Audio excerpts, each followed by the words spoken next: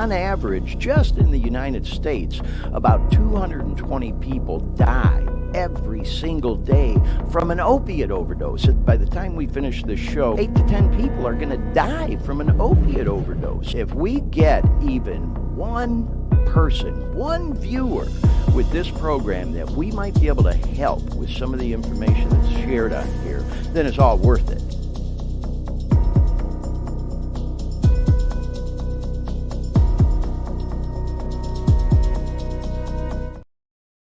Hey everyone, good afternoon, good evening, wherever you are, and welcome to the Dare Me podcast. I'm your host, Glenn Victor.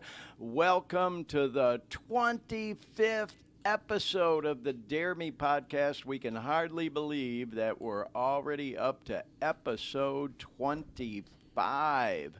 Very excited about tonight's show. It's going to be jam-packed, full of cool slides, video clips, all the things. Of course, we're going to talk about opioid news coming up a little bit later. We've got some music news. We've got some funny memes. It's going to be a real fun show, but we're going to keep it moving. Believe it or not, we have 64 slides and 24 video clips that we're going to be showing. So this show is going to move along quick. With all that said, we want to bring in our rock star producer and co-host, Dean Baker, who's standing by live in Orlando, Florida. There he is. Dean, welcome to the show. Episode 25. Can you believe it? The silver anniversary? The silver anniversary of the show. I know it's like crazy. I can hardly believe it. You know, when we started this show, I committed to doing one full year, and I figured 50 episodes because there's 52 weeks in a year. I'd take a couple weeks off for, time off, vacation, whatever. So that means after today's show, we are halfway there. Next week, it'll be 6 months exactly that we started the program. And, of course, today is episode 25. And I was thinking earlier today, bro, after we get that 50th episode in the can, we got to take a break for a little bit. We talked about taking a break and then maybe doing shorter seasons of the show if we continue on with it. And all indications are that we will, based on all the great feedback we've got. Want to say hello to all our viewers, our listeners. You're welcome to chime in the chat room.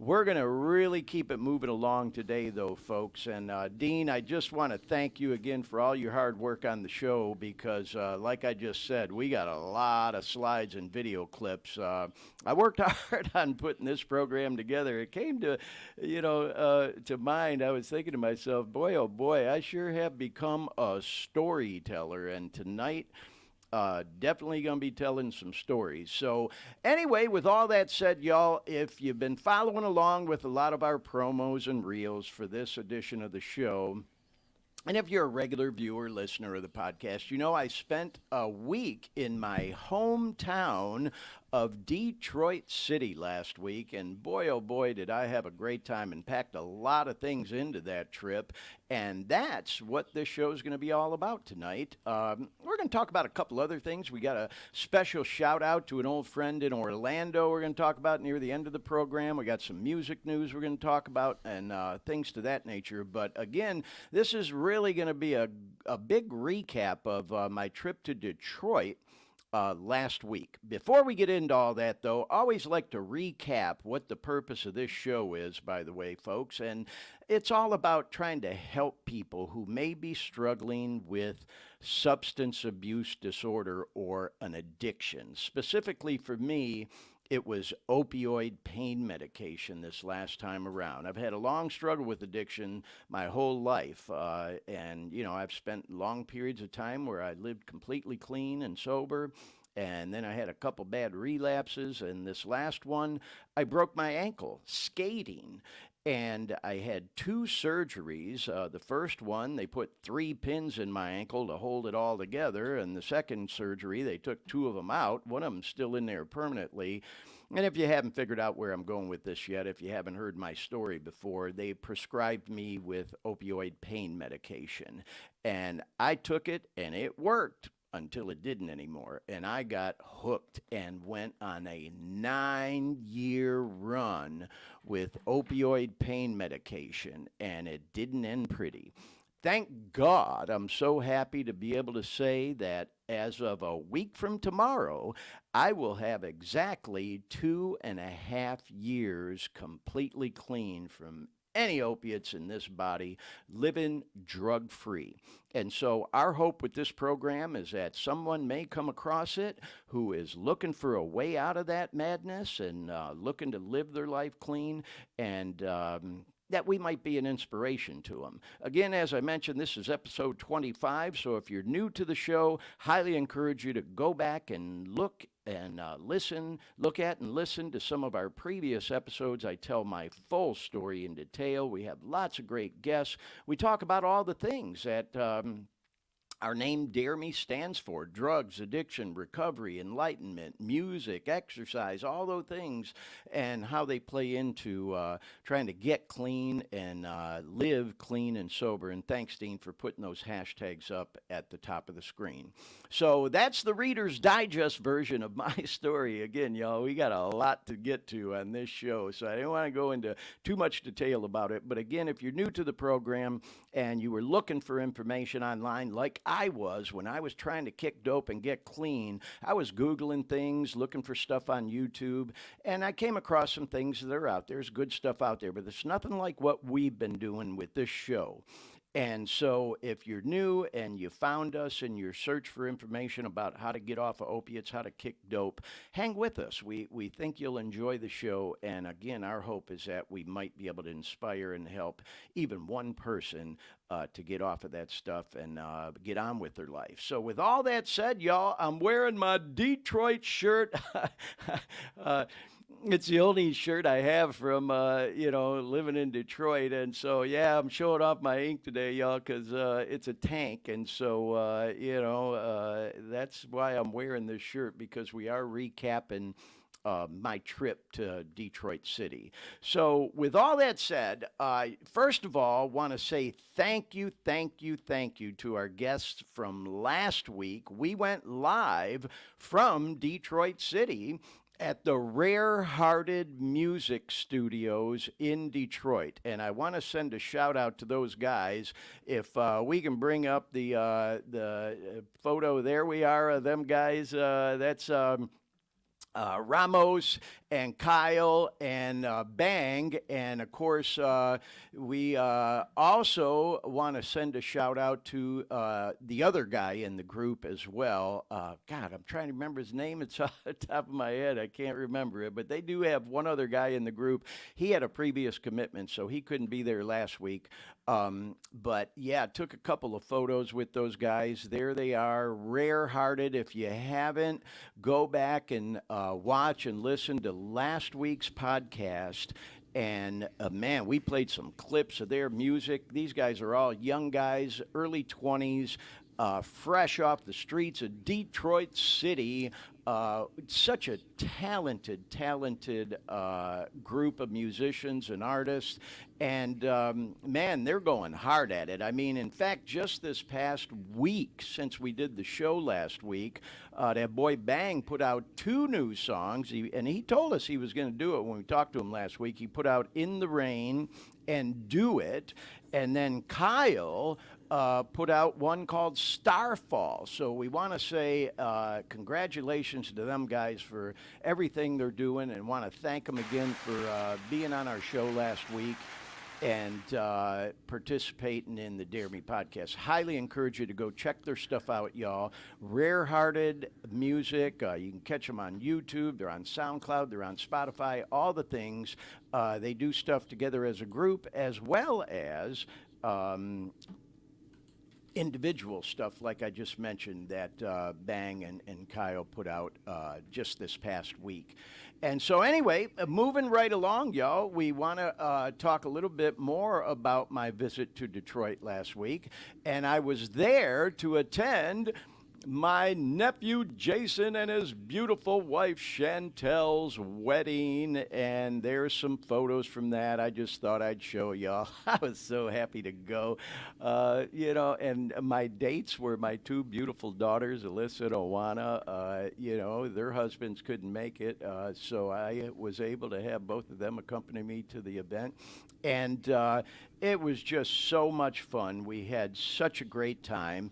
And Jason and I have always been close. I posted these pics on social media. There we are up in that upper corner there. When he was just a little guy, we used to call him JJ. And you can see some pictures of him and I through the years. And Jason is a professional hockey player, and he was a professional hockey player for 20 years. He's doing some coaching now with some kids. He played in Slovakia, where he won the cup. You can see the picture there. And that's where he met his beautiful wife, Chantel. And so I got to tell y'all, on this edition of the show, man, I'm going to be name dropping like a motherfucker. You know, if you're a regular of this show, you know I have no qualms about name dropping. I ain't that proud. And I am so proud of my nephew, Jason, and his story. He played, this is like a dream come true, y'all. I'm about to show you a video here of Jason playing hockey. He's a goalie for the St. Louis Blues. And he played against his hometown team, favorite team, the Detroit Red Wings, a couple of times. When he was starting for the Blues, he got called up, and he played a game in St. Louis against the Detroit Red Wings, and he lost, like literally at the very end of the game. It was so friggin' heartbreaking. But man, talk about a comeback story, you know. Oh, it's so inspiring, you know, that whole fell down 7 times, got up 8 thing, man. He came back and played the Red Wings in Detroit at the old Joe Louis Arena, just, you know, like, I don't know, however many weeks later it was. And he freaking beat him, y'all. He beat him in a shootout. And Dean, you remember, you know, I worked with you on putting this highlight reel together that we're going to show here of Jason winning that game. And I'm just so proud of him, y'all. And this all kind of ties together with my life is just so freaking bizarre, the way things turn out. Because this video we're about to show really ties into the rest of the show in this event that I ended up going to with an old buddy of mine, Pete, who we're going to talk about in a minute. But right now, y'all, want to show this highlight reel that Dean and I worked on together, God, I don't know, freaking 10 years ago or whatever it was, of Jason, my nephew, Jason Pegasus, beating the Detroit Red Wings in his hometown of Detroit City at the old Joe Louis Arena. Jason Pegasus gets the starting goal. Garden City's Jason Pegasus. Boy, between Pegasus and Doug Waite, they had to come up with a lot of tickets for friends and family here tonight. Samuelson, he's got it again. And Pegasus stopped that as the Blues at full strength. They stop Pegasus. Victory as Lidstrom shoots. And Pegasus who allows 2 of those goals. Pegasus got down on that. He's got it now. Goes back to Chelios. Firing one. Pegasus has got that. Schneider 30 feet out. Pegasus.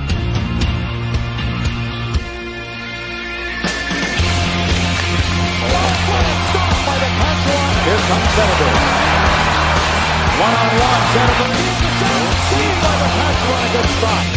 Back of the goal, giving up for the multi, and a save by Pegasus again. They've gotten within a shot. Youngster Pegasus has played very well. Able to corral it. Firing. Stop by Pegasus after he stopped Datsuk on the first try. Lidstrom right side. In front to good stop on Zetterberg by Pegasus. Great work by young Pegasus. He's from Garden City, where he was born. Up in Dearborn Heights. This is the lane. Fires. Save Pegasus. Rebound cleared. In for left. Out of the air. Firing. Save Pegasus. Moved out right for the point. Tipped in front. Pegasus. Stop the rebound. Another stop.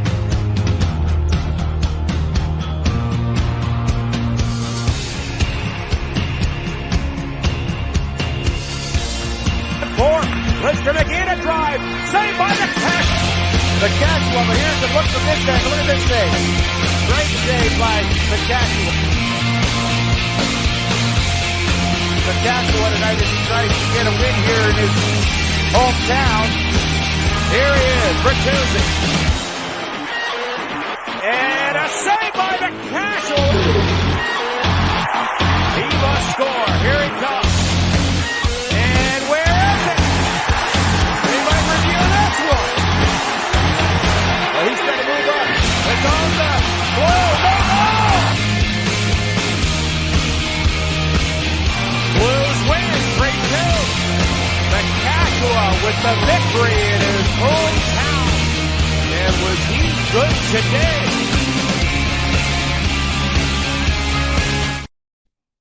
Oh my God, I'm almost getting filled up watching that, y'all. So yeah, man, I am so proud of my nephew Jason. And you know, I made some notes, y'all. I'm just looking because I can't remember it all. That game was back in the, I believe it was the 06-07 season. And holy cow, talk about a dream come true, not just for him, but of course for our whole family, you know, and that he won that game. It was just freaking amazing. If you're watching, kiddo, love you to death, man. You know, he always razzes me because when he was younger, I went to some of his practices and would take shots at him. His dad asked me if I'd participate. And, man, I wasn't that great of a hockey player. I played 2 seasons as a younger man, and he even joked around at his wedding that his goalie coach, who taught you that, had to undo it, you know. But anyway, man, what a great guy. Man, I just, like I say, he was drafted by the Dallas Stars back in 2001, and he bounced around the NHL a little bit, played for Colorado, played for the Washington Capitals, then even went over to Philly. Of course, as you just saw, played a couple of years in St. Louis, had 38 NHL games that he appeared in and some preseason stuff, and then went overseas and played overseas in Germany, Slovakia, where he met the beautiful Chantel you see in the picture there. He played in Seoul, South Korea, Krakow in Poland. He played in North Italy and Hungary and Manchester in the UK. Man, what a life. I just tell you, man, I just love that kid so much. So anyway, yeah, I'm really proud, obviously, of my nephew Jason, and so happy I got to go to his wedding when I was visiting Detroit last week and be there. We had such a good time. And so this, like I said, all kind of ties into how this show came together. It's just so bizarre. If you recall last week, we had someone chime in on the show in the chat room. And there he is, an old friend of mine, Pete Falk, who actually was communicating with today.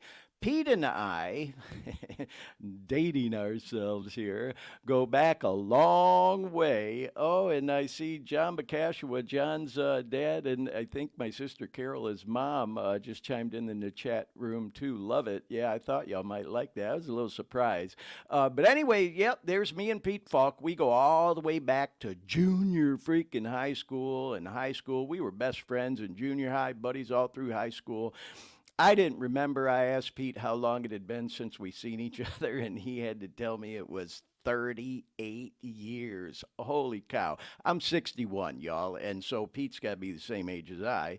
Anyway, it's so bizarre that Pete joined our show for the very first time last week, and actually it was the week before, beg your pardon, and let me know about this event that was going on in Detroit last week. So Pete joined the show 2 weeks ago, and we communicated for the first time in 38 years, and he, could hear me talking on the show that I was going to be in Detroit the following weekend for Jason's wedding. And oh, look, Pete just chimed in the chat. Yo, I'm here with my family. Hey, shout out to Pete and his family. Thanks for watching, y'all.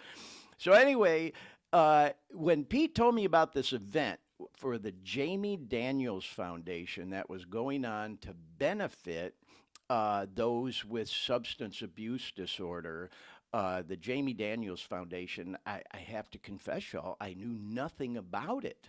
And, you know, I've been living clean and sober again for 2.5 years, struggled with a horrible opiate addiction. But I live out here in California now, and I lived in Orlando before that. So, yeah, I'm just saying, you know, I didn't know anything about the foundation. And so Pete told me about this event going on, and man, it came together.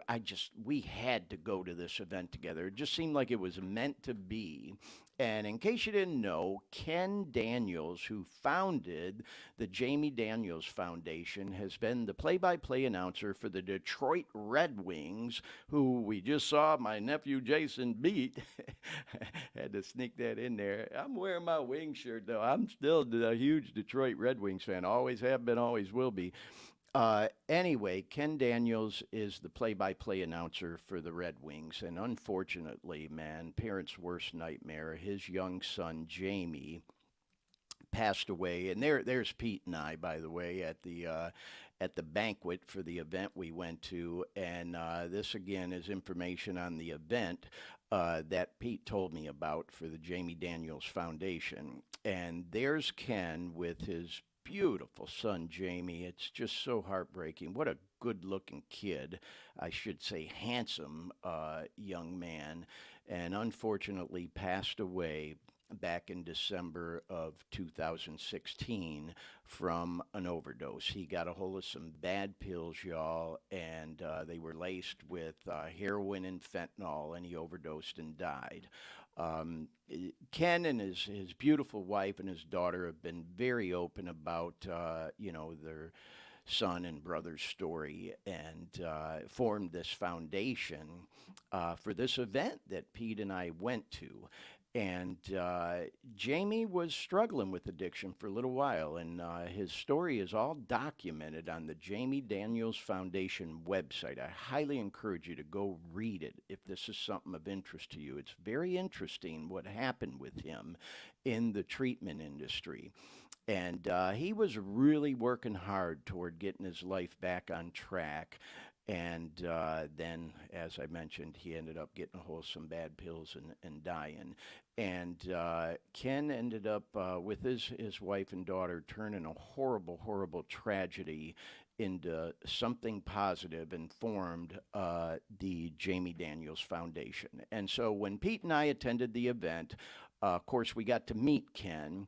And there's a couple of pictures of him and I together. Pete was, you rock, bro. Pete was being a great photographer, videographer, as you'll see as we continue on with, today's show. But there's Mr. Daniels, and they were so nice to me, y'all. Everyone there, as you're going to see, was just so nice to me and to Pete. And, God, man, what a great guy.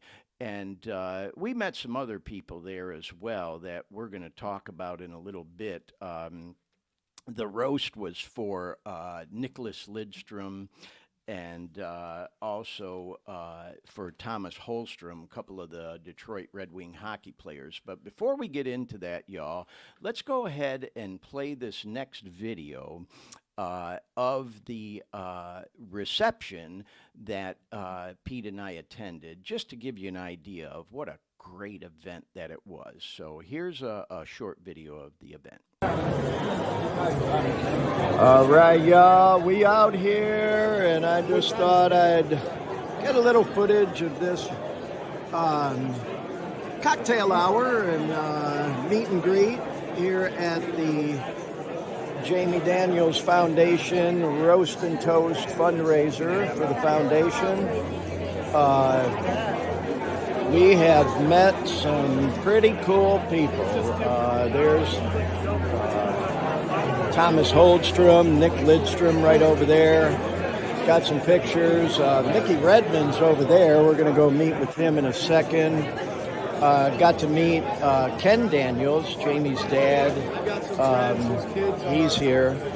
They got all the cool trophies out here. They got, the Conn Smythe trophy, NHL MVP trophy, best defense, best goaltender. There's Chris Draper right there. Got to meet with him. So yeah, man, we out here, and what a great cause. So yeah, we're going to talk about it on the podcast tomorrow and again next week. Right now, we're getting ready for the dinner and then the roast and toast coming up in a little bit. Go check out the Jamie Daniels Foundation online, and holler at y'all soon. Peace. Bye. All right, y'all. So, yeah, that gave you a good, idea of what type of an event it was. And, of course, the pictures that you just saw up there was with one of the guys that was being roasted there, Thomas Holstrom. And then, of course, Nick Lidstrom was being roasted as well. And those guys are legends in Detroit, man. I mean, Holstrom won 4 Stanley Cups with the Detroit Red Wings. And also Nick Lidstrom. Let's bring those photos back up, Dean. Nick Lidstrom also won 4 cups with. So there I am, and there we are. There's Pete as well with both Holstrom and Lidstrom. I mean, again, these guys are legends, man. Spending like 20 seasons. And by the way, they were from Sweden. And came over to play for the Wings. And man, oh man, I mean, just they're like legends. And they even Nick Lidstrom has a nickname of the perfect human. And so they were just so nice, man. I mean, I just can't say enough about this event. And what a great time it was. There we are with Chris Draper, who also is a legend in Detroit Red Wing hockey. He's currently the assistant GM and works together with Steve Yzerman, Izzy, and him trying to bring that cup back to Detroit City. Draper played in the NHL 20 years, 17 of them with the Red Wings. And by the way, I'm so glad Pete was with me because I know all these guys, but Pete recognized them. It would have been hard for me to recognize some of them. I'm sure I would have seen their face and go, man, he looks familiar or whatever, but Pete knew exactly who they were. Definitely a big hockey fan. So anyway, let's go ahead and we're going to look at, and wait, there's Mickey Redmond. Gotta show this one because Mickey Redmond, of course, a legend in Detroit hockey. And Pete reminded me actually at the event. I knew this, but he reminded me of it, that he was the first 50-goal scorer for the Detroit Red Wings. When I was a kid, he played, and I actually looked up, the Wikipedia on him, and that was in 72, 73. So I would have been like 10, 11 years old. And I was playing hockey then, and yeah, he scored 52 goals that season, and Pete and I both got to meet him, and what a nice man, and in great shape, for, an older guy, man. He was just so cool to us. We were so happy to meet him. And then anyway, let's watch this next video, y'all, because they also had an auction with some really cool stuff, and I just thought we'd go ahead and show this video to give you an idea of some of the cool stuff they had. And then we'll do some more name dropping and show you some other cool pics. Check this out. All right, y'all. So we out here again. Just had some footage of in the room in there. Here we are out here where all the silent auction items are. People mingling. It is going on, and they got some cool stuff that we may or may not bid on. We'll see. Let's go down here a little ways. Oh, there's more stuff over here. Got a Mickey jersey. All kinds of cool stuff. Sticks, cups, hats, caps. Well, my girlfriend. I just told me this. Definitely lots of cool things that people can bid on for such a great cause. So anyway, just thought I'd share a little bit of this with y'all. So, oh look, they got a step and repeat banner. I'm gonna have to get my boy Pete to come out here with me. So we can maybe get a photo in front of that. All right. There it is. And we did. We did get out there in front of that step and repeat banner and got some photos. So anyway, I just thought I'd show y'all that because again, you know, if maybe you're joining our podcast a little bit late and wondering what in the hell is all this stuff going on, showing hockey stuff and all, because it was a fundraiser for the Jamie Daniels Foundation to help combat substance abuse disorder. And they really gear their efforts toward the youth as well. They talked at the event about a study that shows, you know, like 90% of the people that develop a substance abuse disorder, an addiction, or OD in their adult life started using as a youth, as a kid under 18 years old. So, yeah, man, it's such a great organization. And again, we met some other really, really cool people there, including Chris Osgood, famous goalie for the Detroit Red Wings, y'all. Ozzy, as he's known as. Pete, again, taking some cool pictures. There's Chris Osgood and Chris Draper together, and there I am talking to Chris Osgood. And there's some other pictures of him with Pete and I. He was so nice to us, y'all. I can't say enough about how nice he was to us. And Stanley Cup winner. And Chris Osgood actually did some training with my nephew Jason, who I talked about earlier in the podcast and showed that highlight reel of. They trained together with the goalie coach, this guy Stan. And so anyway, this is where it all kind of ties together. So friggin' bizarre. Because I had no idea this event was going on literally the day after my nephew Jason got married. And I'm bumping into all these hockey players at this event, and a few of who knew Jason. So I mentioned to Ozzy that Jay got married the day before, and he wanted to send out a shout out to Jay and Chantel on their wedding. And so Pete took a video of me, you know, talking to him, and then he actually sends a shout out. So let's go ahead and take a look and a listen to those.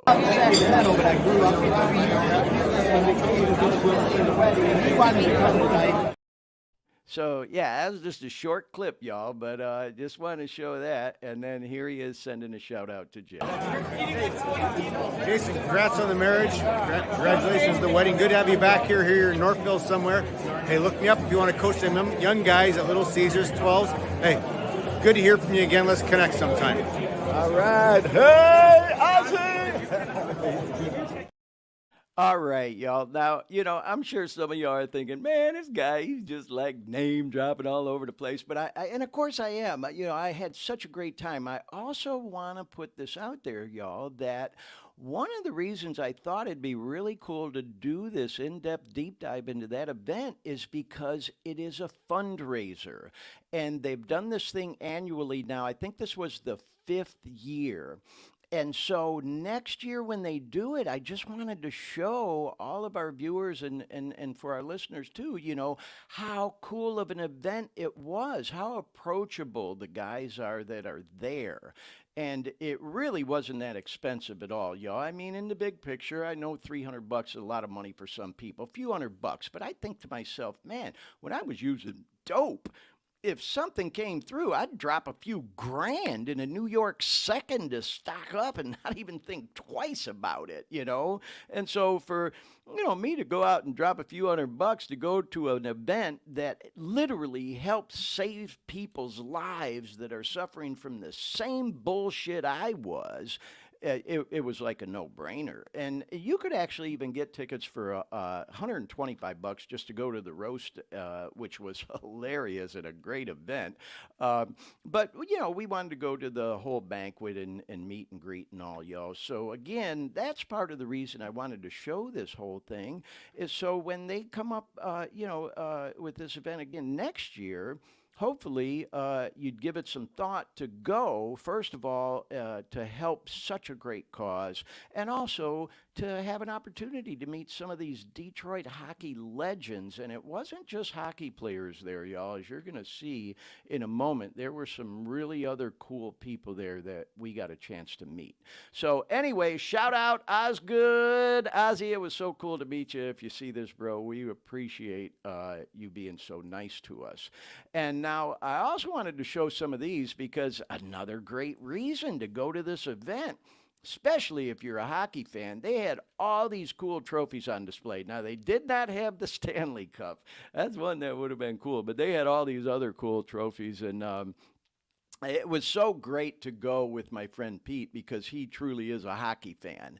And you can see that, they've got the season champ trophy there, the playoff MVP trophy, the top goaltender trophy, the Conn Smythe trophy that I'm standing next to there. And I just thought that, I'd show those photos as well. So now I do want to go to this next slide because once we made our way into the banquet room, y'all, the MC for the evening was another legend. And if you're a hockey fan, you know that this is Mike Doc Emmerich. And oh my God, y'all, it was so cool meeting this guy. Oh, hey, Alexis is chiming in. She says, hey, Uncle Glenn, love you too, sweetheart. It was so nice to see you when I was visiting Detroit. And of course, your brother Jay and your sister Alina. I posted some pics of them on my social media, y'all, if you want to go check them out. Such cuties. Anyway, love you, sweetheart. So, yeah, we were in the banquet room, and Doc was the MC. Now, he just recently retired, although he's still doing some stuff. But if you don't know, the dude truly is a legend. He called over 3,700 NHL hockey games. He called the Stanley Cup 22 times. I took some notes, y'all. And called 6 Olympics as well. He's in the Hockey Hall of Fame, NHL Hockey Hall of Fame as a broadcaster. And he literally earned his doctorate at Bowling Green University in, broadcasting. And the dude truly is a legend, and he was so nice to us. And of course, having a career in radio and television, the dude was like really cool for me to meet.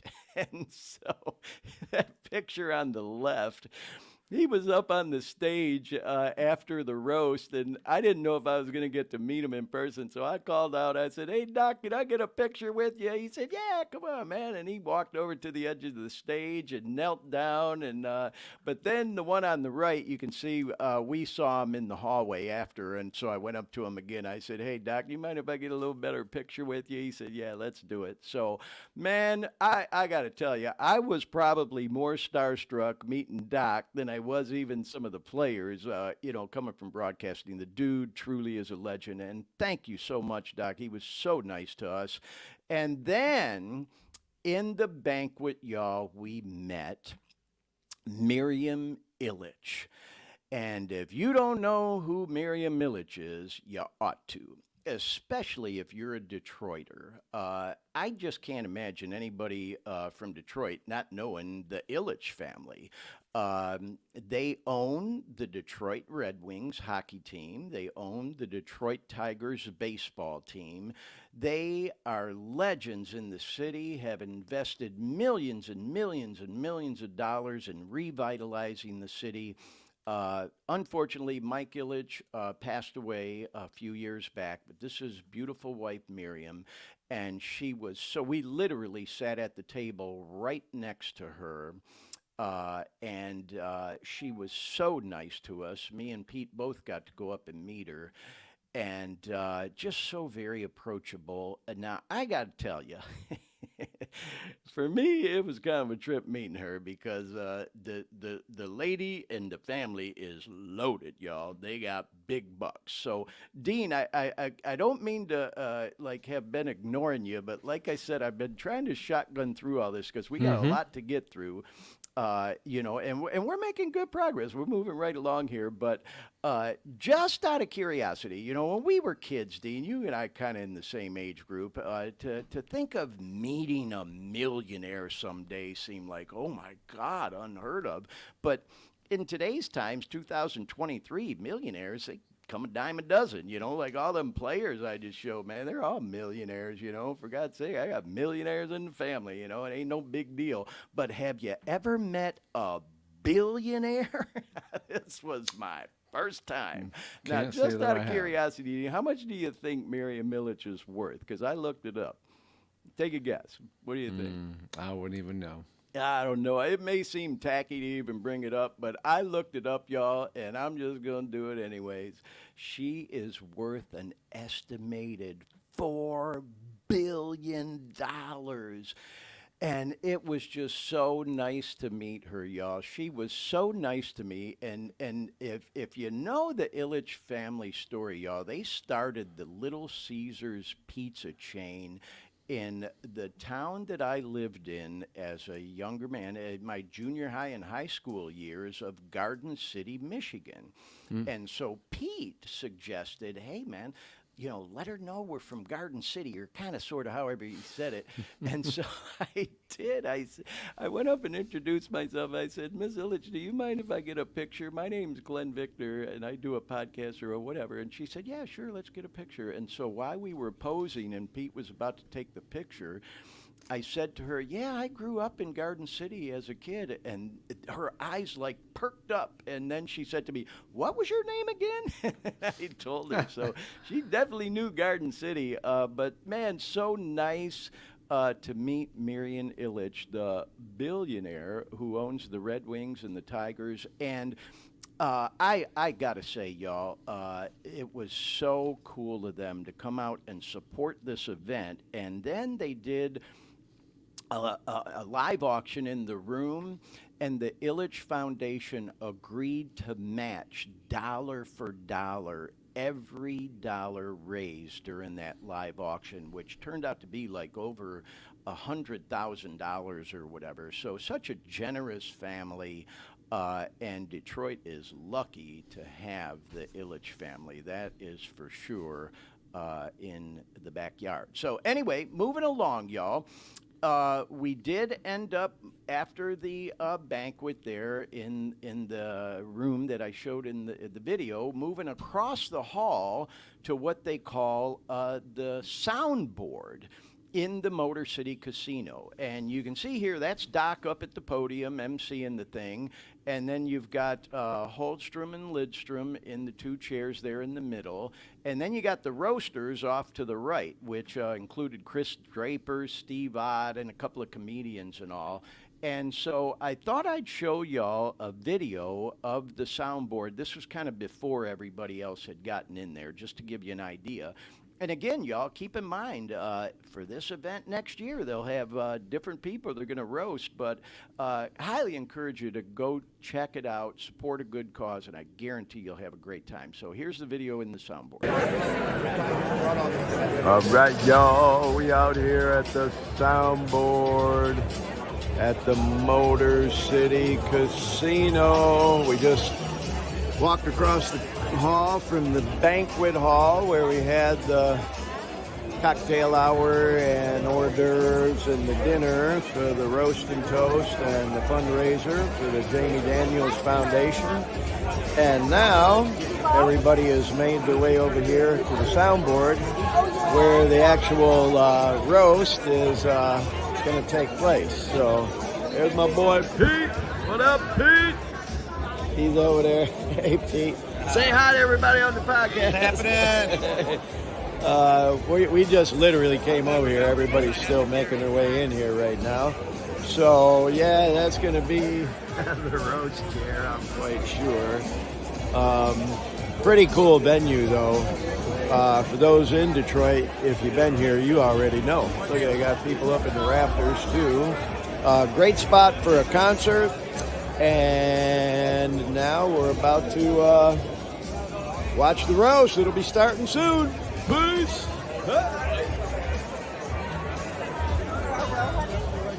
There we go. All right, y'all. So, yeah, that gives you a good idea of the room where the roast was held. Now, I got to backtrack because, as I mentioned at the top of the show, y'all, and I know Dean's already probably got this figured out, I did not know if I was going to be able to keep track of all this because we literally have 64 slides, 24 video clips, and so there were a couple that I wanted to show before we got to the whole roast and toast, y'all, and I neglected to show them. So we're going to just backtrack a little bit and show these right now.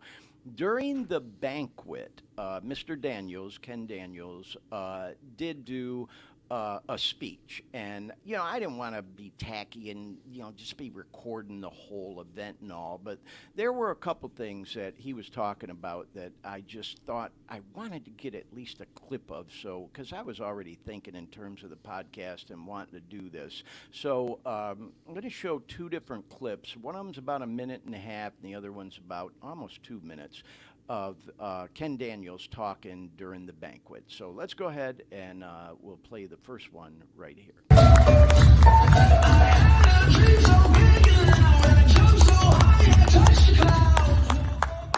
Thank you. And thank you, Doc. Aren't the greatest announcers always known by just one moniker?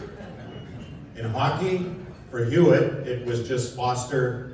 In baseball, it's Vin, and then there's Ernie. Yeah. As a matter of fact, Ernie Harwell was life-changing for one Mike Emmerich, because Ernie was his non-academic advisor for the thesis that Doc was writing and had never been done on play-by-play during his early years at Bowling Green University, and then he got his PhD on that, with Ernie advising him in 1976, and that's why Mike Emmerich is known as Doc. Yeah.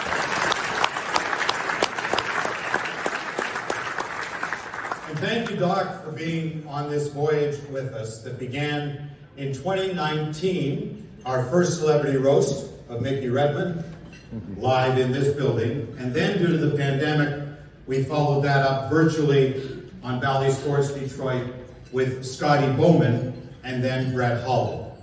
And here we are again this year.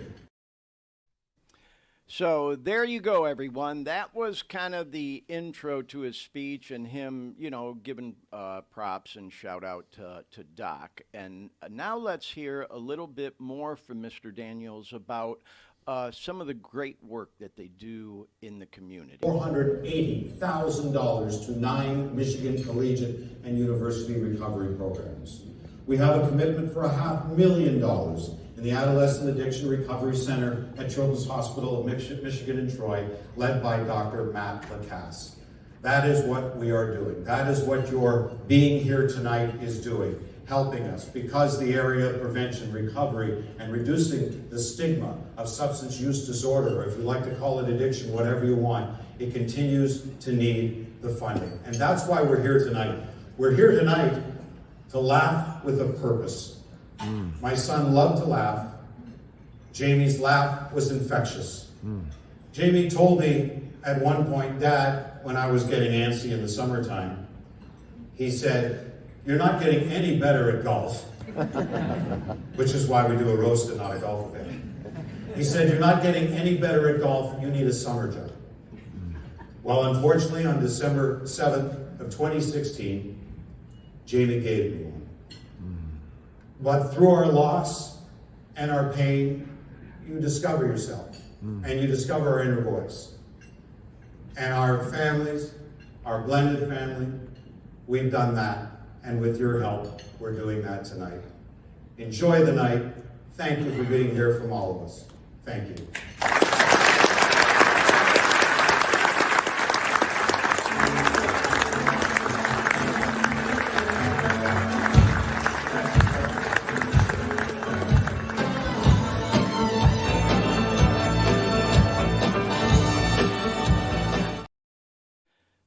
Wow, what a classy guy, Wow. y'all, and such an inspiration, to, like I said, take a horrible, horrible tragedy, a parent's worst nightmare. Man, I'm trying not to get emotional and filled up, y'all, just, watching him and listening to him. Such an inspiration to take such a horrible tragedy and turn it into something positive that's helping people and clearly, no doubt at all whatsoever, helping save lives. And so, moving along, y'all. As I mentioned, just wanted to backtrack to show those two clips of Mr. Daniels giving his speech at the banquet. We then, of course, made our way across the hall. And as Ken Daniels said, laughing with a purpose at the roast and toast. And man, did them guys really give it to Holstrom and Lidstrom. But they were good sports. I got to tell you, if you never been to a roast in person, they're a little bit different than watching them on television.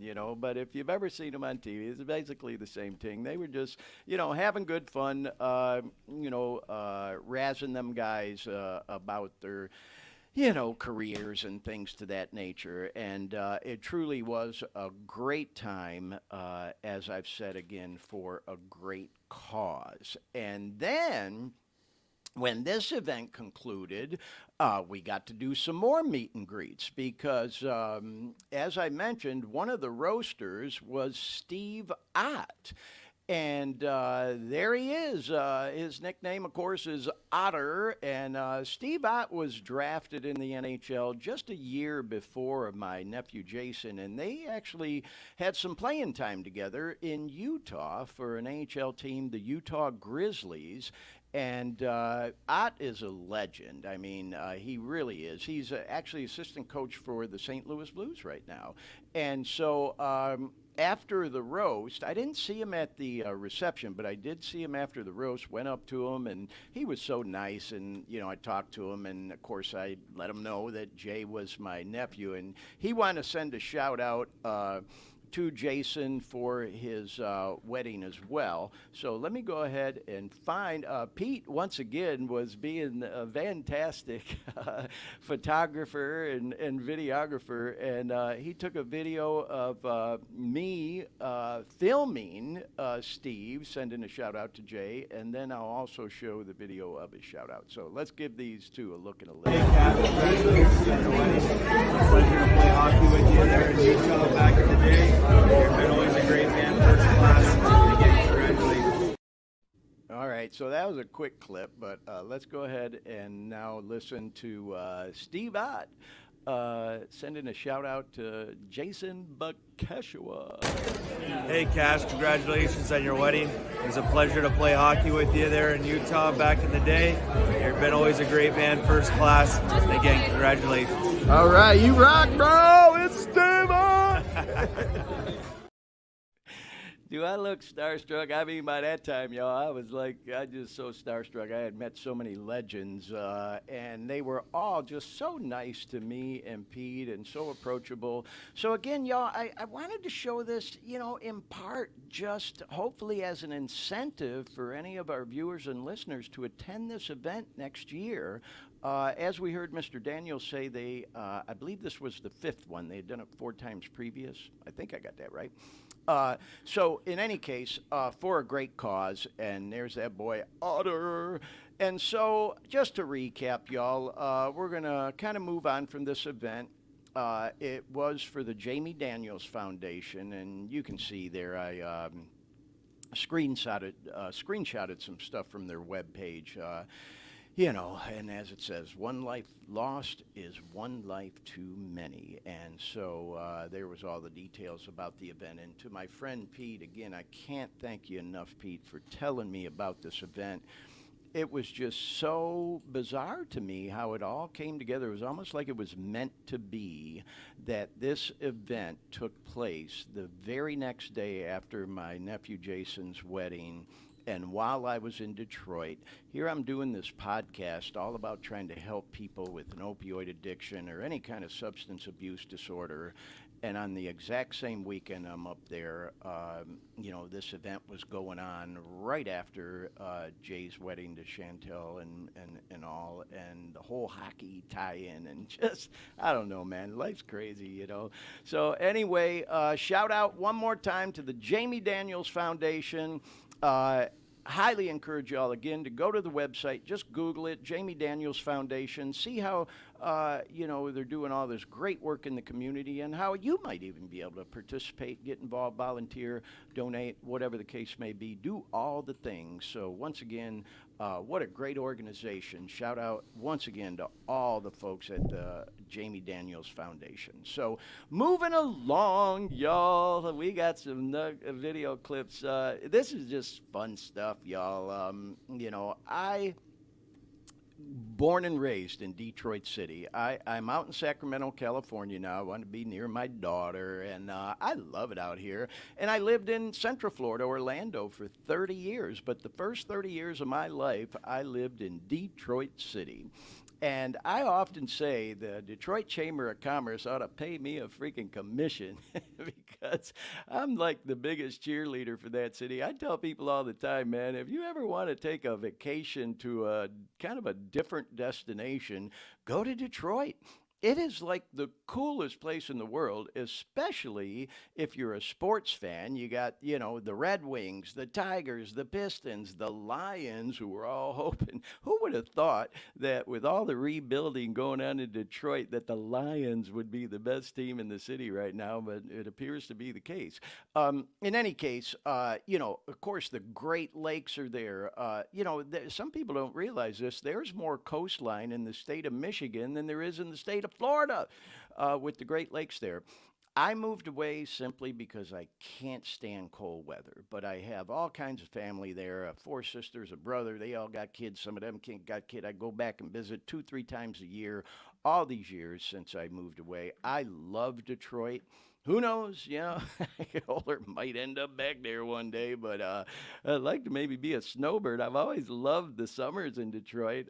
You know, it's nice up there, you know, kind of like from May through the end of September, but the rest of the year, the weather can be pretty chilly. And of course, in January, February, and March, it's brutal with the cold and all. But with all that said, y'all, I am a big cheerleader to Detroit, and I just thought it'd be fun to show you some footage of the cool spots in Detroit. And again, shout out to that boy Pete, man. After the Jamie Daniels Foundation event, Pete was so kind to drive around downtown and help me get a lot of video footage to show on the podcast, just to give you all a feel and a taste for the city of Detroit. So we're going to show a bunch of clips right in a row here, trying to find the first one. Okay, this is outside the Motor City Casino where the Jamie Daniels Foundation event took place. So let's go ahead and give that one a look and a listen, and we'll go on from there.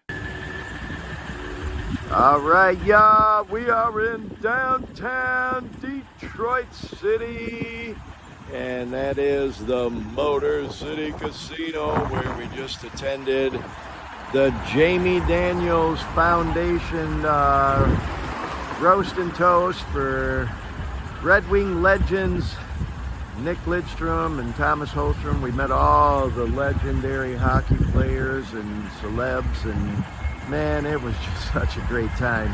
So anyway, and there's downtown, part of downtown Detroit off there in the distance there. We're getting ready to go down to Greektown, have a bite and do some catching up, and I'll get some more footage down there, but just thought I'd show this, kind of cool.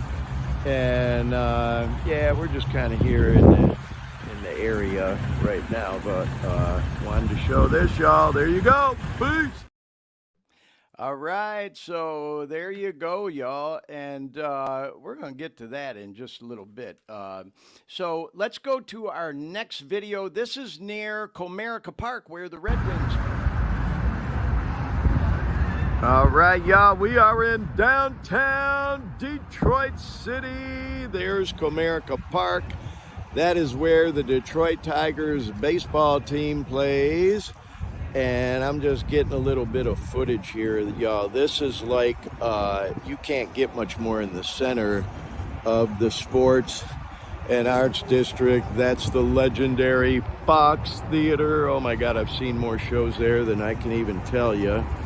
There is the legendary Fillmore, the Detroit Fillmore. I'll be going to the San Francisco Fillmore real soon to see that girl Mallrat from Australia. There's the headquarters, the world headquarters of Little Caesars.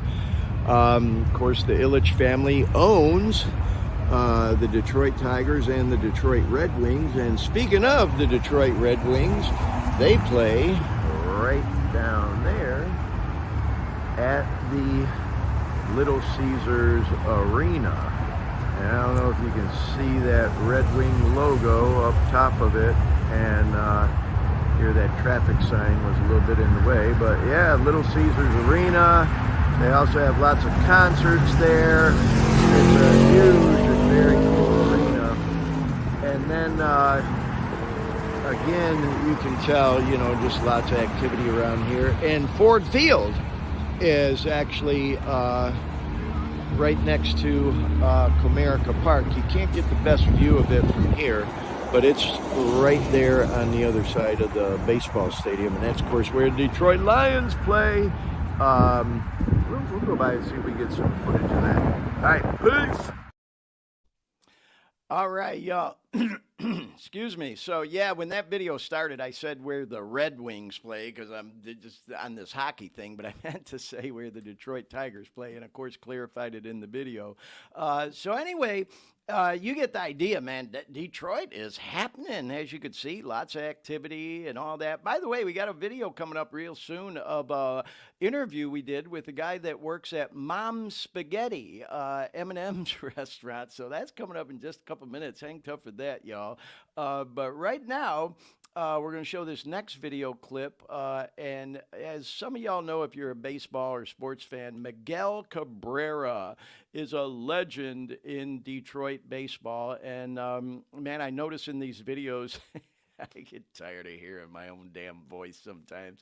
I keep starting them off with, hey, y'all, and then I keep using the word legendary, legendary, but there's so much rich history in the city of Detroit. It truly is legendary in a lot of ways. So anyway, let's watch this little clip, which starts off with a shot of the legend Miguel Cabrera. All right, y'all, for all my fellow baseball fans, here we are in downtown Detroit City in front of the legendary Hockey Town Cafe.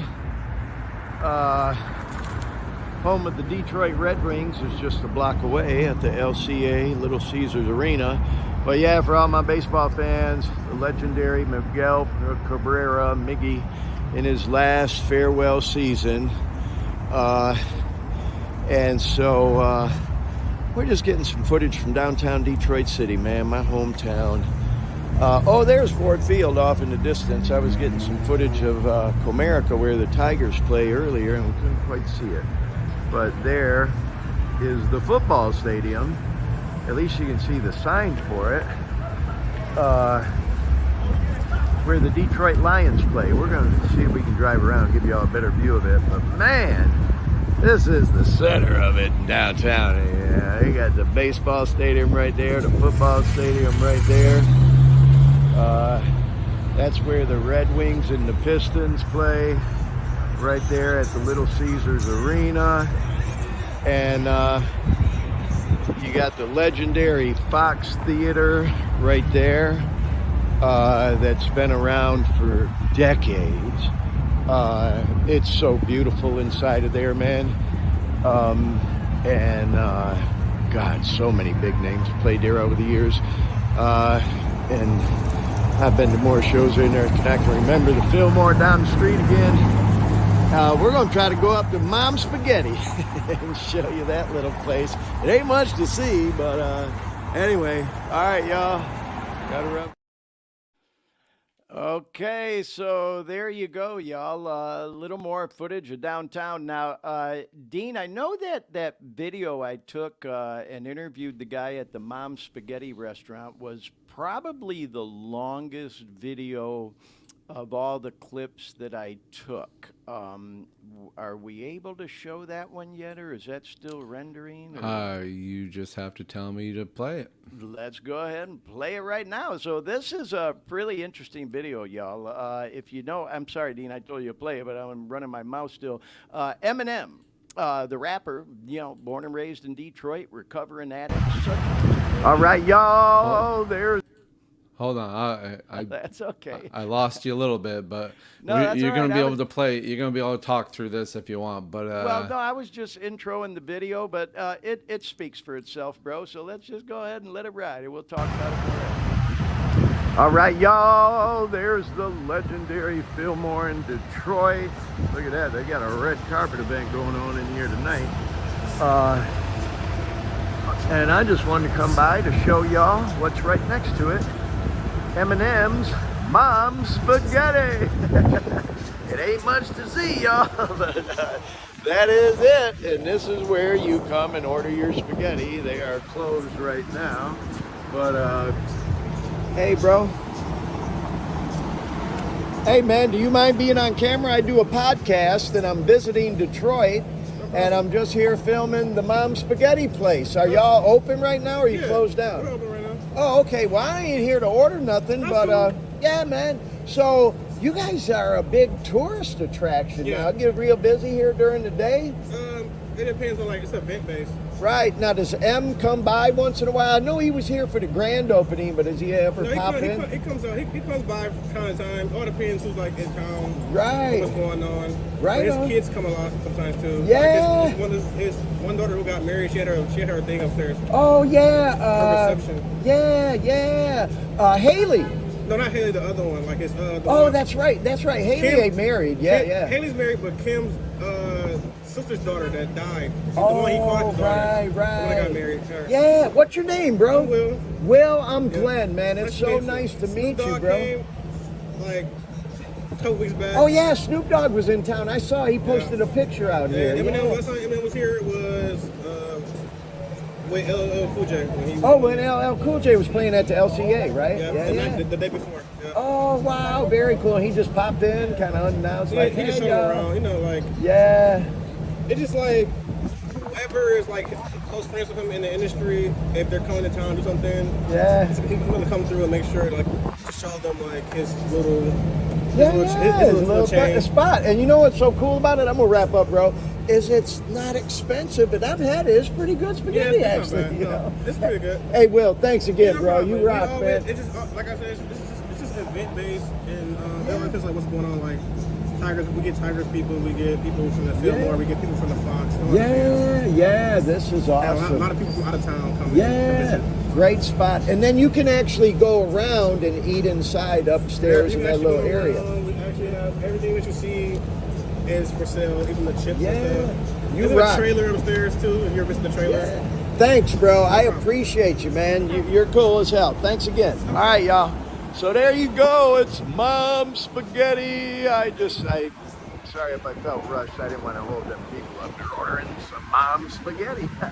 So there you go. This is the spot. So when I ate here before, I came down with that boy G and Awana, and we ate spaghetti up there. It looks like somebody's up there cleaning up. And there's a little small, not real big, but small kind of museum in there where he has some of his memorabilia. And so you can see it's right there on the ground floor of the Little Caesars World Headquarters. And right next to the Fillmore, just in that little alley there. So it ain't a whole lot to see, but it's kind of a cool little spot, and it ain't real expensive. So anyway, that's that. Thanks, Will. All right, shout out Will from Mom's Spaghetti. He was so cool to us, and he would have kept talking. I was kind of feeling bad. We had a couple of people waiting in line there that wanted to order some Mom's Spaghetti, and I did have the spaghetti last summer. I went there, as I mentioned in the video, with my son G and my daughter-in-law Wana, and it's like $10. for a pretty decent size, I think almost like a a quart-sized container of spaghetti, and I think for like a couple bucks more, you can throw a meatball or two in there, and it gives you some bread. So it's pretty good. Obviously, not a really big place, not real fancy schmancy. We were there late at night. I was surprised they were still open. I didn't think they were still open when I went up to the window, but clearly they were. During the day, it does get crowded. Again, a lot of tourists in town will go there and they'll have a long line and stuff. But we got there at the right time, obviously. So I just thought if you're, a viewer of our show, you'd get a kick out of seeing that. Mom's Spaghetti, Eminem's restaurant right in Detroit City. And as I said, Marshall Mathers, Eminem, bro, if you ever see this, we'd love to have you on the show, man. Talk about living clean. Dude, born and raised in Detroit. Of course, everyone knows Eminem, man. Such a famous artist and so, inspirational to so many people, living his life clean. And, he's been so open about his struggles with addiction and how he's living clean now. So, I just thought it'd be really cool to show that. And certainly, of course, thought of the tie-in to our show. So anyway, y'all, moving on. We got a couple more videos downtown. We're going to go into this one. Pete, again, was so cool. He was like, bro, we got to get closer to Ford Field for you so you can get some better footage of that stadium. So let's give that one a look and a listen right now. All right, y'all. Once again, we're in downtown Detroit City. That's Ford Field right back there. That's where the Detroit Lions play football. And then you can see that's the inside of Tiger Stadium, or Comerica Park, as they call it, where the Tigers play. So you can see you got the baseball and the football team right next to each other. And my boy Pete says we're going to drive right down there. So you'll get a better view of Ford Field, where the Lions, who we're all hoping make the playoffs and even more this year, go. We'll see. All right. And then I'm looking in the notes here. Dean, I don't know if we have video 16 standing by, because in mine it jumps from 15 to 17. It's just another clip of Ford Field. Do you have that one standing by? I do. Just all hold right, on well, let's one go ahead second. and play that one, because it gives a unique perspective of the baseball and football stadiums and how they're right next to each other. Okay, y'all. Yeah, I know you can't see that great, but you're looking through this fence. We're here at Comerica Park, where the Detroit Tigers play. There, you can see a little better now that I'm back from being right up on the fence. That's where the Detroit Tigers baseball team plays. And you can see there's the big, oh, look at that. The Tigers sign is going. There you go, y'all. Detroit Tigers baseball stadium. I still call it Tiger Stadium, even though it's not the old Tiger Stadium. It's Comerica Park is what they call it now. That's where the Tigers play. And there's the, big scoreboard and all that. And now I'm going to walk right on down to where the Detroit Lions play, the legendary Ford Field. So you can see in downtown Detroit, this is so cool that they have the Detroit Tigers baseball team stadium literally right next to and across the street from where the Lions play at Ford Field. And the legendary Ilitch family owns the Tigers and the Red Wings. And of course, the legendary Ford family, yeah, that Ford family, Ford Motor Company, owns the Detroit Lions. And so that is Ford Field, where the Detroit Lions play.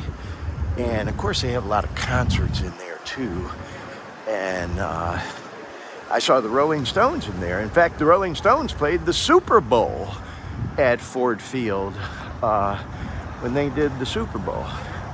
There's all kinds of cool spots down here. You see, you got this, you know, what they call the Elwood Grill, Bar and Grill right outside. Of course, it's always a party out here on the patio when there's games or concerts or whatnot going on.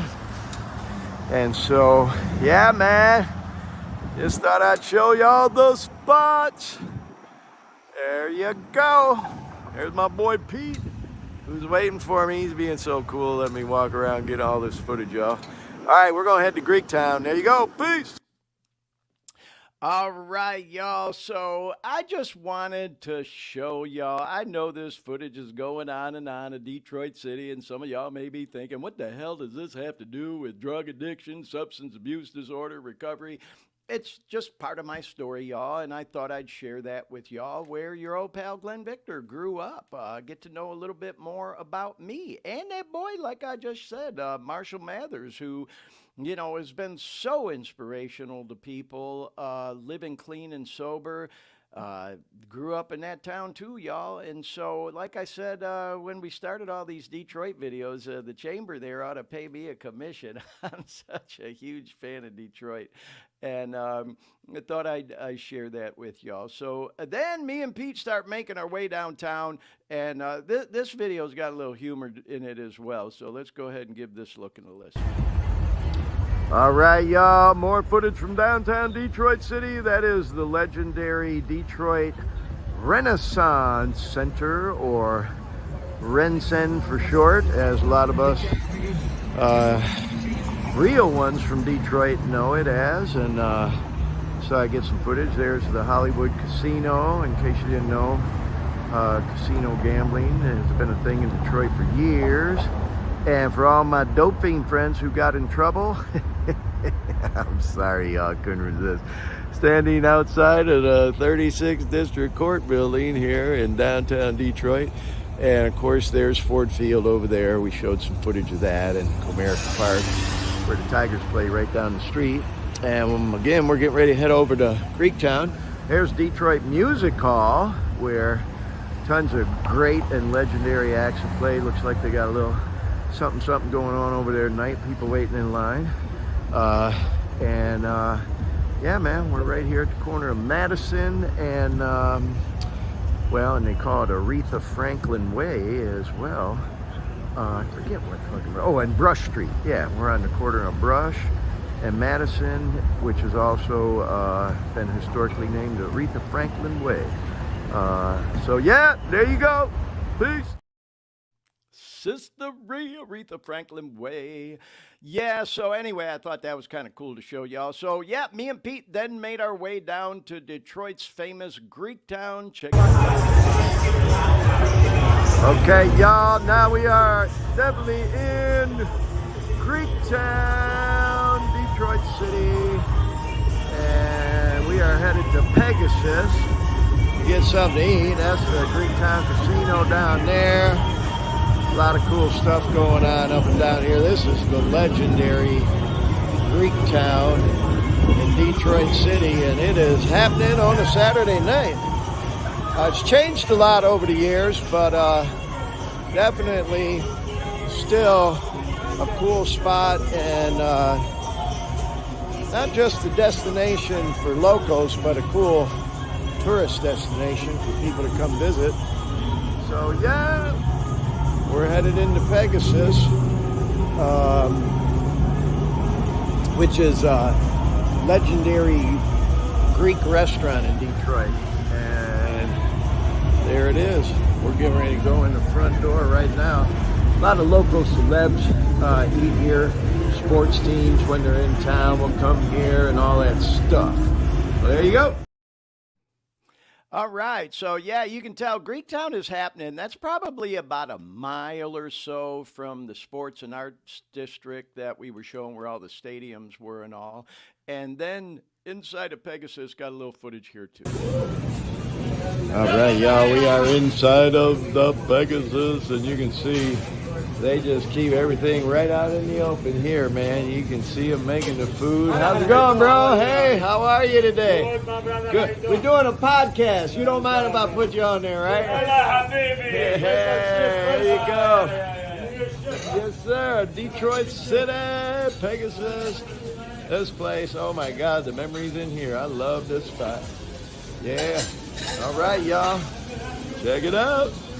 Oopa. Yeah, Upa. And, as I mentioned, the memories in that spot, y'all. And in case you didn't know what Upa meant, let's watch this next video, and I think you'll figure it out. Check it out. Upa! Here we go. All right. Yeah. Thank you, bro. From out of state, so it's been a while. Yeah, I used to come here when I was younger, so we're glad to be here tonight, bro. Cool. Thanks. All right, so there you go, y'all. Hey, that's all the video footage I have of Detroit City. I was just looking in the comments. I fell a little behind on the comments. Pete said that was a great picture from the stage. He was talking about Miriam Illich, billionaire. Said he loved it. So glad we got together. I'm not sure what this was, dude. I'm pissed you didn't bring back some. Oh, I think he meant to say Saganaki. I think that's what it was. That's what that flaming cheese is or what have you. But nonetheless, y'all, I know, that was a lot of stuff that maybe necessarily didn't have a lot to do with, our main topic of trying to help people through drug addiction and recovery. Showing all that footage around downtown Detroit. Of course, the Jamie Daniels Foundation speaks for itself. As I've said on this show before, though, we try to be entertaining for everyone and provide good content. And for anybody who may be going through struggles with addiction, maybe you're trying to kick dope and get off of that shit. When you're going through it, man, I get it. It's like climbing the walls, You're going through all the withdrawal symptoms, the cold sweats, the restless leg. You can't sleep, you can't eat. You're laying in bed just trying to kill time scrolling on your phone. So, hopefully some of the footage we showed, of downtown Detroit was entertaining to you and kept your interest. So, anyway, appreciate y'all riding along with me for that trip back to Detroit City, y'all. Hope to go and visit again soon and maybe do another show from Detroit down the road. But right now, y'all, we're going to transition into the news. Let me find where I'm at in our photos here. There we go. It is time for the opioid crisis in the news, y'all. Thanks, Dean, for bringing that up. And so just this past week, y'all, we're going to zip through these pretty quick. If you've been following, you know that Narcan, which is the antidote for an opioid overdose, is now going to be available for over-the-counter purchase this coming week. And a 2-pack, they say, will retail for right around $44.99. Some experts saying that's a little bit too high. I do kind of think it's on the high end, y'all. And there's been talk that hopefully some of this opioid settlement money, that is, from Purdue Pharma and all the rest, might help to go to fund some of that stuff. And here's another story, saying that, the 2-pack will cost a little less than $50. And here was a story we pulled from the New York Times. Again, just kind of reiterating what we just talked about. This week, y'all, Narcan available for over-the-counter purchase. And again, can't encourage anyone enough, especially if you have a family member who may be, struggling with substance abuse disorder, opioids, to have this on standby. And certainly all employers ought to have this stuff available too, in case they have a problem in the workplace. There's some of us think Narcan should become just as available as a fire extinguisher in any public places. There's even stories we've done on this show about it being available in vending machines. So anyway, just want to touch on that a little bit. Just to kind of piggyback off of that, the White House, and again, y'all, not getting political at all here. We don't get into politics on this show. We just thought that, this is such an important story that even the White House jumped in during this past week to announce an additional $450 million in funding to help fight the opioid epidemic. And that was done in conjunction with what's called Overdose Awareness Week. Just this past week, Overdose Awareness Day was on August 31st. And here's another story that we pulled about that. So it was nice to see the Fed jump in and contribute toward that as well. Now, here's a story we pulled from the World Health Organization, y'all. If you think this opioid epidemic is just limited to the United States, you are badly mistaken. We talk a lot on this show, and even in our intro that Dean put together for us, we talk about during the course of this show, we usually go between an hour and a half, 2 hours. We'll probably wrap up in about 10 minutes here for today's show.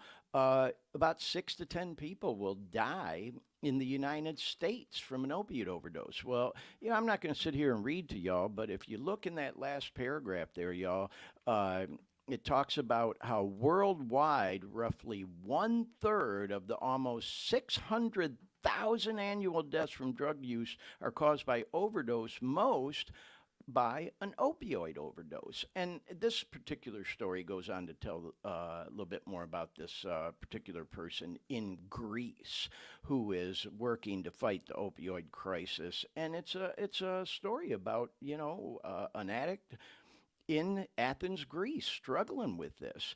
And so I did the math, y'all. Worldwide, they're estimating 600,000 people a year dying from a drug overdose. Most of them are opioid overdoses, whatever the hell you want to call it. That comes to 1,643 people a day and 68 an hour. So think about that, man. Just in the hour and a half of today's show, good God, I'm trying not to get emotional thinking about it, y'all. Just in the hour and a half of today's show, almost 100 people are going to die or have died from an opiate overdose worldwide. It's just insane what's going on. So all the more reason, y'all, shout out to groups like the Jamie Daniels Foundation. And again, I just feel like what we're doing with this podcast, if, as we say, if we can help even one person to maybe seek help, take it a step further, get themselves clean, then it's all worth it, man. 100 freaking people dying by the time we finish this show. It's just insane. Anyway, moving on, y'all. We're going to do a couple shout-outs now on a more upbeat note. Shout out to that boy, Stephen King. Yes, everybody knows Stephen King, but not everybody knows he lives clean and sober. And so I pulled this off the internet, took a screenshot. Just celebrated 33 years not long ago, clean and sober. And I kind of got a kick out of this quote because it certainly could relate. He says, I was never the guy who said, let's have a gin and tonic before dinner. I'd have to have like 12 gin and tonics and then have to say, fuck dinner and have 12 more. And so, it ain't for everybody, but for some folks like myself, man, it's like once you put that shit in your body, there's just no telling where it'll end and if it'll ever stop. And so, Stephen King, shout out to you on 33 years, y'all. Okay, so I mentioned this earlier in the show. We want to do a shout out to our old friend from Orlando, Florida. There he is, Mr. Jim Payne, news anchor for WESH television in Orlando. Here, let's go back to that one for a second because I want to talk about this for just a second. Jim is an old friend, and Dean, you remember we worked with Jim for many years. He was a guest presenter at that awards banquet that I was kind of the go-to guy on organizing for, God, what did I do that thing for like 25 years? And Jim was a guest presenter for about 10 of those years for us for the Jefferson Award. And you can see there's a picture of him and I together. It was always kind of weird because we did, videos of the awards banquet, and I'd go around and interview all the people. And it was just kind of weird me interviewing the news anchor and reporter instead of them interviewing me for a change like they did in my PR role. But I showed this picture on the podcast before, Dean. You may remember. If you look closely at my face, I remember this day specifically.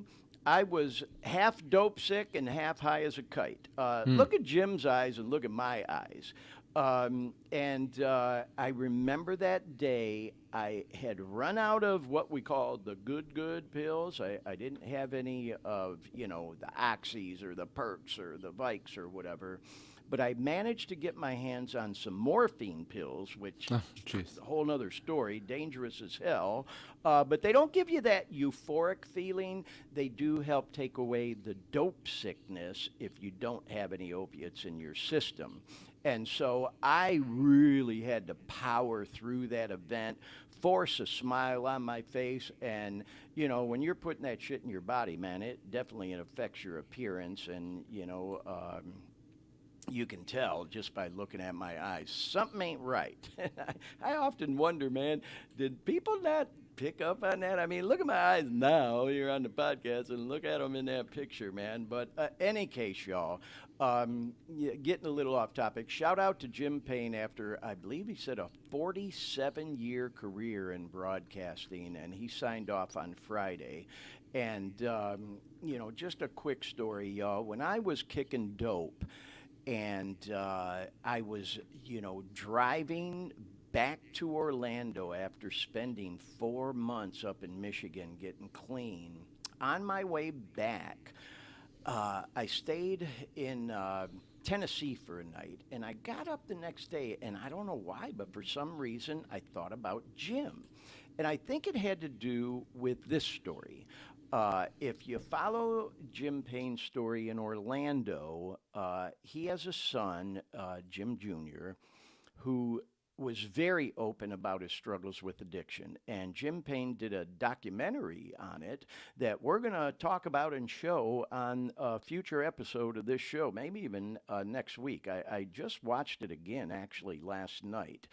And I think that's why I thought of Jim, because it certainly was an inspiration to me to get clean again, because when you see stories like that and you're out there fucking up like I was and struggling with addiction and substance abuse disorder, and you see stories like this of someone turning their life around, kind of sort of plants that seed. You just never know when something you do or say is going to plant that seed that could be an inspiration for someone to get clean. Maybe not right then, but down the road. It's one of the things we even hope with this podcast. And I thought about it, and certainly that was the case for me with Jim and his son being so open about their story, and Jim being so supportive of his son. And anyway, I texted Jim. He was one of the only people from my business life and my career, that I confided in that I was struggling with addiction. And at that time, I did have a few months clean again. And sure enough, Jim replied back to me. This was, again, going back 2.5 years ago, y'all. And I hadn't seen him for a while because I had, retired, since we had worked together. And he got back to me with, words of encouragement and all. And so anyway, I texted Jim again on Friday, not long before he did his last newscast, just congratulating him on a long career and whatnot. And sure enough, man, after the show, he replied to me and wished me well in my adventures of living clean and sober. And actually, he's moving out to be near his son. He's shared this openly on the news, so I'm not breaking his confidence or anything. But he's moving out to Las Vegas, where his son lives now, to be close, to him. And man, he texted me, hey, if you're ever in Vegas, so, you never know. Me and Jim might meet up again. Maybe we'll have him on the show someday. That'd be wonderful, But shout out to Jim Payne. As I posted on my social media, man, one of the real ones, and even had a couple people chime in on that post saying, yeah, Jim's one of the last real true journalists that really gets it, and nothing against, other news reporters and all, not trying to be negative toward anyone else. What I will say is Jim truly was a real one, and I worked with a lot of them in my career, both in Detroit and Orlando. And it was just such a pleasure working with him over the years. And again, just want to say thank you so much to Jim Payne and his son for being so open about his son's struggles with addiction. You know, I was thinking to myself, what an interesting contrast, you know, poor Ken Daniels losing his son, Jamie, to addiction, and then here Jim Payne's son managed to turn it around and is living clean and sober. You know, it just goes to show, man, you just never know, you know, it could have went either way for either one of them. And, you know, it turned out the way it did. And man, even with my story, y'all, if you know my story, you know, and if you haven't, you can go back and watch some of the other 24 episodes we did where I go into great detail about it. You know, I do truly feel like I'm living on borrowed time, and I'm so grateful that I survived that addiction to tell my story and hopefully be an inspiration to other people the way Jim and his son are. So anyway, shout out again to Jim Payne. Congratulations on your retirement. Hope to cross paths with you again not too far down the road. So moving on, y'all, to music news. Of course, some sad news. The legend Jimmy Buffett passed away a couple of days ago. And man, who doesn't know Jimmy Buffett? You know, Margaritaville, 5 o'clock somewhere, all that stuff. And man, do I have memories from spending time down in the Keys and Key West. I even posted something about it, man, doing the Duval crawl, you know, during my, you know, drinking days and all that. And man, it just goes to show, you know, enjoy the moments. Jimmy Buffett, all the money in the world, but doesn't mean a thing if you don't have your health. And he was struggling with some health issues and passed away a couple days ago at 76 years old. But thank God we have his music that'll live on forever. Yeah, it seems like he died of skin cancer. I know he had some. Yeah, they just CBS News released it like just today. Okay, So, is that what it yeah. was? I didn't know what it was, but I knew he had a health challenge. And man, I mean, being from the Keys and all, I guess, you know, kind of makes sense and all. God, it scares the hell out of me. People been telling me to stay out of the sun since I was a kid, and this ain't gonna happen, y'all. Hope that doesn't creep up on me one day. But anyway, R.I.P. to Jimmy Buffett. And then on another more positive note, when it comes to music, how about them boys from the Rolling Stones? Mick, Keith, and Ronnie are putting out a new album, and they've been teasing the shit out of it for the last week or so. And one thing I love about the Stones, man, you know, they always come up with these unique marketing ideas when they're rolling out new music. And they ran this small ad in this little paper over in the UK. And you can see the name of the album is Hackney Diamonds. And they had this little ad that said, our friendly team promises satisfaction when you say, gimme shelter, we'll fix your shattered windows. And man, the cool artwork there, too. Isn't that cool as hell? So anyway, then, if you remember, man, back in the day, the Stones literally drove down the streets of New York City on a flatbed truck playing music, you know, when they rolled out an album. And so this time around, they've done some really cool videos, and I've got just a few of them. They're not very long at all, but let's go ahead and play them. This is the new Stones album coming out in just 3 days. Hackney Diamonds, y'all.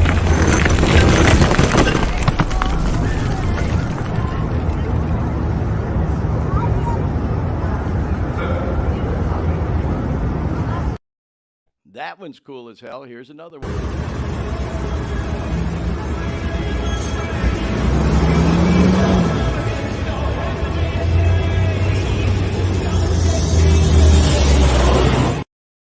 Now that video, you know, if you listen real closely, it's so cool what they did. You can hear almost this echo from down in the subway of the first single off the album called Don't Get Angry With Me. And you can just hear it subtly in the background. So anyway, there's a couple more. Check this one out here, y'all.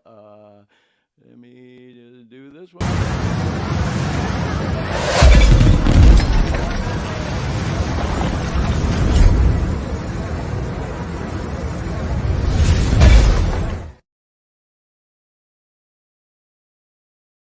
And then we got one more. Check this out. And you can actually hear Don't Get Angry With Me just slightly in the background of this one, too.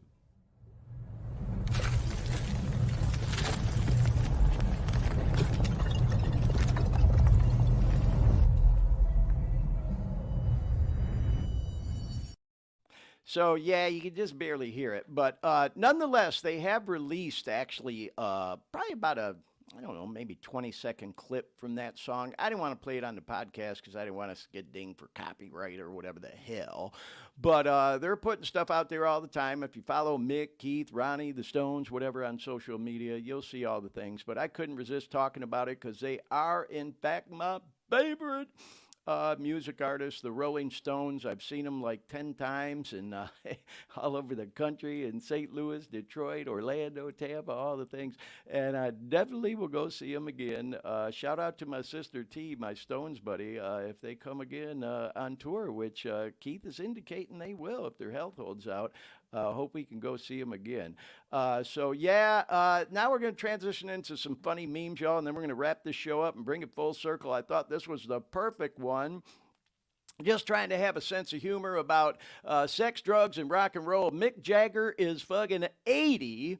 And if you didn't know, Mitch McConnell, not to make fun of Mitch McConnell, God bless him, hope he's okay, but, the politician, this past week, he froze up at the podium twice for these speeches, and he's like 81.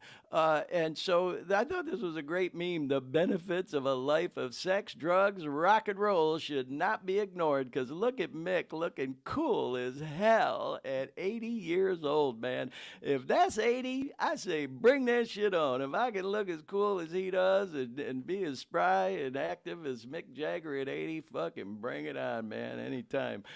So anyway, I thought that one was kind of cool and certainly tied into what we just did about the Stones' new album coming out in just a few days.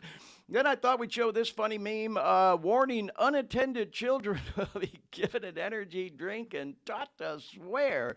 That was me when I was a kid, and that's my excuse for having such a potty mouth. That's my story. I'm sticking to it. I was the youngest of 6. I didn't get attended to very often, and I started drinking coffee at a real young age and heard my share of swearing. I'll tell you that without going into too much detail about that. So I thought that was a perfect transition into this next funny meme. I started a swear jar yesterday, and you can see all those jugs of change for all the swear words. But hey, y'all, we do try to keep it real on this podcast. We try not to get, too nasty, but we try to keep it at the level of people who may be struggling with an addiction. I don't ordinarily hold any punches when it comes to the things that are discussed. And so, yeah, we drop some F-bombs here and there and some curse words here and there, but, we try to keep it tactful at least. So, we talked about maybe starting a swear jar a while back, and that kind of fell to the wayside. So maybe we will. Maybe we'll start a swear jar, make donations, and send it to one of these groups like maybe the Jamie Daniels Foundation. You get the idea. But anyhow, moving along, y'all. Just wanted to let everyone know I'm growing through a lot right now, and I thought this was perfect because, oh man, did we go through a lot on this show today. We just burned through it. We just shotgunned through 64 slides and 24 videos, y'all, and so I thought this was kind of funny, going through a lot right now, the parking lot, and then finally, because we are done, boom! Mic drop, y'all. We did it. We did it. Dean, thank you so much, man. I'm going to look at the timer. Okay, well, I was hoping to wrap it up in an hour and a half. We went about 20 minutes long, but hey, it was a great show. Thank you so much, Dean. Again, you're a rock star behind the scenes, bro. I know I overloaded you with a shit ton of stuff today, but our 25th episode of the Dare Me podcast is now in the can, y'all. We're going to post the recorded version, and then all 25 of them will be there forever and ever and ever out there on all the platforms. My personal favorite is the Dare Me Podcast YouTube channel. I'm a little behind on getting all of them posted. You can see every episode on that page. Just click the live button. They're all there. But I try to clean them up and take the counter off the beginning and put them in the videos tab. And we're almost completely up to date with that, y'all. So anyhow, with all that said, going to work on wrapping it up now. Want to thank y'all for riding with us for 25 25 episodes of the Dare Me podcast. We're halfway through our goal to getting 1 full year of these in the can. 6 months more to go. Dean, I just got to ask, man, does it seem like 25 episodes to you? All in one night tonight? Yeah. No, I'm just messing with you. yeah. No, it's moved right along. I it's kind of like a whiplash. I just kind of like, whoa, that just went by. Yeah, I know, my God, and all the great guests we've had. Shout out to all the guests. Thank you so much, y'all, for participating in and supporting this podcast and show. We got some other really cool and great guests that we're planning to have on and hoping to have on in the coming months, y'all. So with all that said, if you are a person struggling with substance abuse disorder, an addiction of any kind, we hope that we could be and have been some kind of inspiration to you. We want to, again, thank everyone for supporting this program for the past 6 months and the past 25 episodes now. As we often say on this show, if you're struggling with addiction, if you're going through hell, just keep fucking going. If I can get through it, you can get through it too. And with all that said, Dean, thank you again for everything you do to keep this show going, bro. Can't thank you enough. And everyone, I hope you have a safe week. Thank you again for your support of the program, and we'll see you next time on the Dare Me podcast. Good night, everyone.